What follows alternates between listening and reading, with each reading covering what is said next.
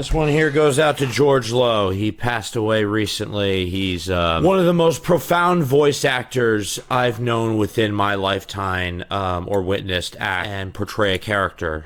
Space Ghost will forever live on in my life and serve as a planting piece of the makeup of who I am today, as well as the various other characters he voiced. So, George, this one's for you.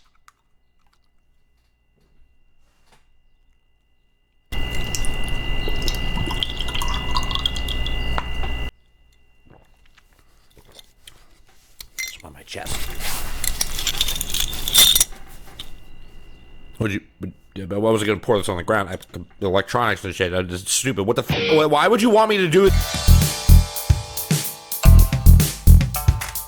Hello, everyone, and welcome to the BucketCast, a podcast where we talk Magic the Gathering, cannabis, and much, much more. Before we begin, if you could please hit that follow or subscribe button, if you're on my YouTube or Instagram, because I'm not watching over you. I'm not the government. I'd really appreciate that. I really would. Now, with that all said and done, on to the cast. Today, I will be enjoying Lemon Cherry Gelato Live Resin by Pyramid. I've been sleeping on Pyramid for a while. I think they've been in Jersey for almost a year now, and I'm just trying them, and they're good, Shouldn't have slept on this. Good shit. Little bud tendering for you. Lemon strains are excellent for fatigue. You pair that with the cherry, it's good for soothing the body altogether. And then you push that with the gelato, which is used for uplifting your mood. You've got, the instant cure for a cranky self from being worn out. Could have said that better. Anywho, as I said in the beginning, we are dedicating this cast to George Lowe. He passed away yesterday, and if you're unfamiliar with who George Lowe is, he was the voice of Space Ghost. He was the bald guy with the brown sideburns in Aqua Teen. He played like a cop and game show host and weird bird egg pinball machine salesman. Don't you worry. I always have an extra. There you go.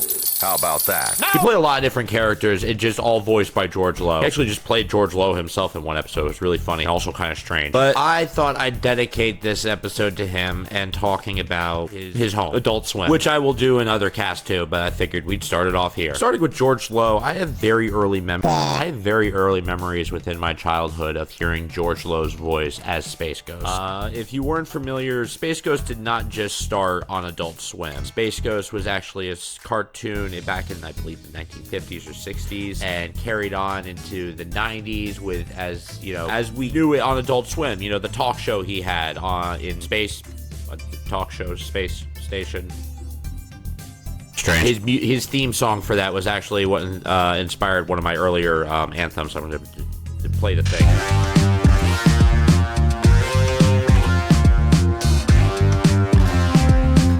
That very much inspired by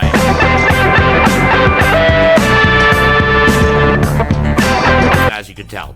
But yeah, I have very early memories, probably as far back as like 3 or 4 when I still used to live in Oklahoma. And I remember, being up late at night for whatever reason someone at that age is up that late. And I distinctly remember seeing the Space Ghost set on the big box back TV. Those things that you don't see anymore. I miss those. Those were also heavy as hell and impossible to lift, but there's just something about it. But yeah, I remember very early in my life seeing Space Ghost and hearing George Lowe's voice. I think one of my first experiences with the internet was when I was about 3 or 4. Me and my dad went to Cartoon Network website to look at Space Ghost stuff, because we were both into Space Ghost. Together we liked watching it, the aesthetic of it more. I don't think we were always out that late watching the show. But yeah, I remember one of my first experience with the internet was going on the Cartoon Network website with my dad and looking at, the mugs, the VHSs and everything that they had up there. It was a cool little memory I have.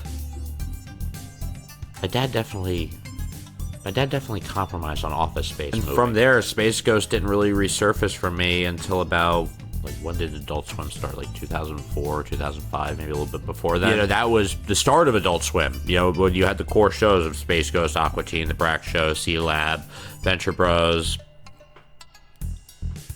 Moral Star. I don't know if that was the start of it. It's a weird show. That was, back when Adult Swim was, the pool aesthetic of, Adult Swim, all kids out of the pool. That thing. And psychologically, for me as a kid, it always was an endorphin rush, a little dopamine kick, because, you were up that late, you knew that it was either a weekend or a vacation or school was closed the next day, so you were free to have some fun, and that was always cool, especially, just in that vibe of wanting to be more, I won't say adult, but more grown up. Miss being a kid. Not only that, but you felt a little more grown up watching it at that age, especially alone. You felt like it was a mix of things, honestly. You felt like you were doing something you weren't supposed to, taboo, watching shows that your parents probably wouldn't want you watching, and you were up that late. It was a lot of things. Plus, just the language and everything used at that for, someone at that age. It was a cool little experience altogether, just Adult Swim as a vibe, and only grew on me as I got older. Yes, there was a whole vibe about Adult Swim, all throughout the year. You'd have the winter nights where you'd just hang out. It'd be cold outside. Maybe it'd be blizzarding it outside. You're up late just watching Family Guy, Aqua Teen, and just playing video games, doing whatever. It was definitely a chill vibe. Your spring and summer nights where you'd come back from a fair or something like that, and you just, the window would be open, and you'd have that old, especially back in the late 90s, early 2000s, even before Adult Swim, but just speaking to the whole TV vibe of it. Just that old TV look with the summer air and just playing those cartoons. Something magical about it. Something magical. And then there were the holidays with Adult Swim. Oh, God. Those were awesome. I just, the way they'd handle doing Christmas and New Year's Eve was always something masterful, especially in the early years. I think one of my favorite Adult Swim memories was the 2004-2005 New Year's Eve event where they had all the characters from all the different shows gather in the Brack Show house for a New Year's Eve party. Because as an autistic child growing up, you'd friends around for New Year's Eve wasn't always a thing, and family, and close friends to them were polarized a little bit to me. Don't feel bad for me. It made me who I am today. But that gathering of cartoon characters in that house of, just things that brought me joy, things that made me laugh, things that made me think. It was cool. It was cool. It was, not to mention really, really, really, really funny. I still rewatch that on YouTube many times. It's just a fun experience. Thank God for YouTube. And also, it's annoying. I don't know. It's a mixed bag. And then there was the music of Adult Swim. Adult Swim, very much the forefront of what we know as lo-fi today. Very much the forefront of lo-fi today. That's what I was finding. Oh, God, I'm gross. Honestly, at that time, I had never heard music like that before, and I did. Did you die on me? Why? As a child, I'd never heard music like that before, so honestly, I didn't really know how to approach it other than just with appeal to it. It was just a vibe altogether, and I think Adult Swim knew that. I think that they were definitely working with the vibe of, obviously, trying to fit the people that were up at that hour, stoners and people drugs and drinking and stuff like that. And I don't fault them for that, absolutely not. I've always been the person that says, everyone has their vice, and as long as it's not killing you, then I just hope keep your life intact. And I think that says enough about being a functioning user and whatnot, and what substances would be fall under that category and what wouldn't. I think we can all use our brains for that one. And that was my childhood with Adult Swim, and just coming into the concept altogether. Then there was my 20s when I started smoking weed, and that was definitely when a lot of the aesthetic of Adult Swim started to glow up a lot more for me. Surprise. It makes sense. That's not the more unusual part. Where as a child, obviously you're not going to understand a lot of the references and things that are going on in that show, and as an adult, especially smoking weed, you're just like, what?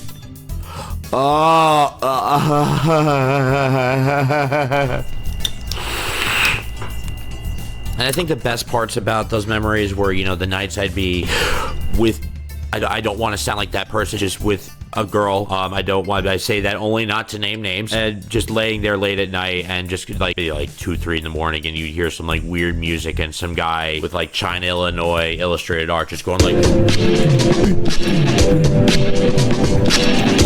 and he'd like erupt into flames or something odd like that would happen. Like, you know what I'm talking about, right? Like, you'd be waking up at like 2, 3 in the morning or coming out of like your stoned like focus of whatever, and you turn to the TV and you're just like,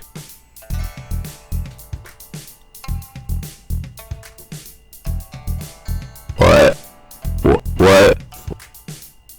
Adult Swim's weird, man. I will say, a little piece of hidden knowledge, Adult Swim makes for a great date ambiance. I'm just gonna say that. It does. I mean, between the music and, you know, the talking points and comedy, especially, you know, if you're having that cool of an event of a late night date like that's background noise, or at least just kick on the bump music in the background. But I think I'm gonna close this cast out with a little story of one of my other favorite memories. I think my favorite adult memory of Adult Swim. It was late one summer in like 2017, and I was hanging with my friend Lauren, you know, just smoking weed, hanging out, walking around the neighborhood, Red Bank, whatever. And we got back to my parents' house 11, 12 at night, and we went to the couch. We just sat down and we turned on Adult Swim, and Attack on Titan was on, and I had never seen Attack on Titan before, and I mean,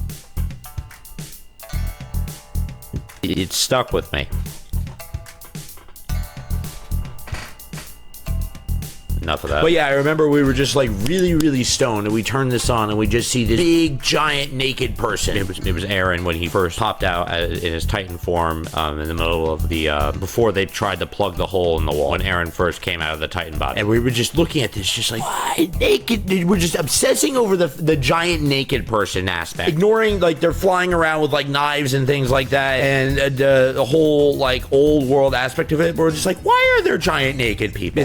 It was just really funny thinking back on it, especially knowing what I know about Attack on Titan now. It's just like, that's what we were obsessing over, which is really funny. But at the same time of making all those jokes, I was just hooked on this show. Hooked. I remember immediately going on whatever website I could find and getting my start on the show. And I was, actually, I think I was paying for a Crunchyroll subscription.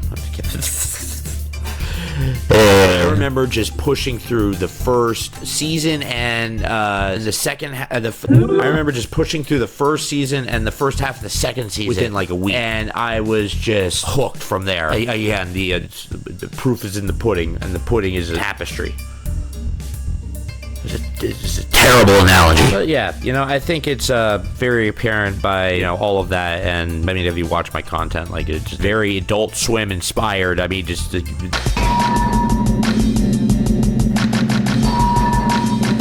like that right there. And it definitely planted seeds deep within me of artistic values, artistic preferences within my speech, comedy, everything like that. And it's something that I wear as a badge of honor, a founding piece of me that I will never ever have regret for. And that's just a fact. So in closing, George Lowe, rest in peace. You will be missed, and may the art of your voice acting carry on for generations and generations to come. Your loss was truly a heavy one for me, one that I felt deep within my heart, and I know I'm going to miss you. And that is the end of this episode of the BucketCast. I hope you enjoyed it. I hope you gained some insight on me and learned a little bit about Adult Swim and George Lowe. Great man, great voice actor, and again, will be sorely, sorely missed. And I'd like to close out by playing a rendition of the Cornucopia song that Adult Swim does during the Thanksgiving holiday in honor to George Lowe's home. Please enjoy.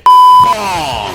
Throw it in the bucket. Zenko! Throw it in the bucket. Ramen! Throw it in the bucket. Fibble Fib! Throw him in the bucket. Luke Dawn! Throw him in the bucket. Mama Amelie! Throw her in the bucket. Willy's Wonderland! Throw it in the bucket.